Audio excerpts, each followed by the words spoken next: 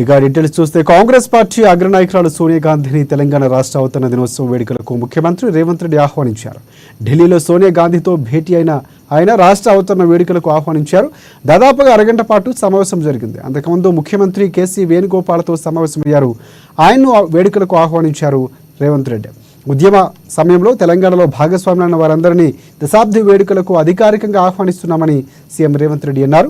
వేడుకలకు రానున్న సోనియాకు పీసీసీ అధ్యక్షుడిగా సీఎంగా ధన్యవాదాలు చెబుతున్నట్లు ఆయన తెలిపారు.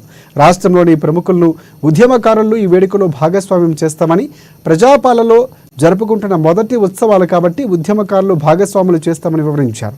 కోదండరాం నేతృత్వంలో జాబితాను తయారు చేస్తున్నట్లు రేవంత్ రెడ్డి వెల్లడించారు.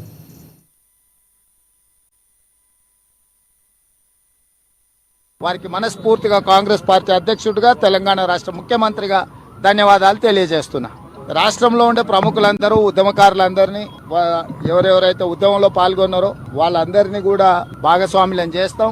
ఇది ప్రజా పాలనలో చేసుకుంటున్న మొట్టమొదటి ఉత్సవాలు. తప్పకుండా తెలంగాణ ఉద్యమంలో భాగస్వాములైన బాధ్యత వహించిన ప్రతి ఒక్కరిని అధికారికంగా ఆహ్వానిస్తున్నాం. వారందరికీ కూడా సముచితమైన గౌరవము దక్కుతుంది. ఇప్పుడు అవన్నీ కోదండరాం గారి నేతృత్వంలో ఆ లిస్టును అంతా కూడా తయారు చేయమని చెప్పినాం. తొందరలోనే వాటి వివరాలన్నీ కూడా తెలియజేస్తాం. ధన్యవాదాలు.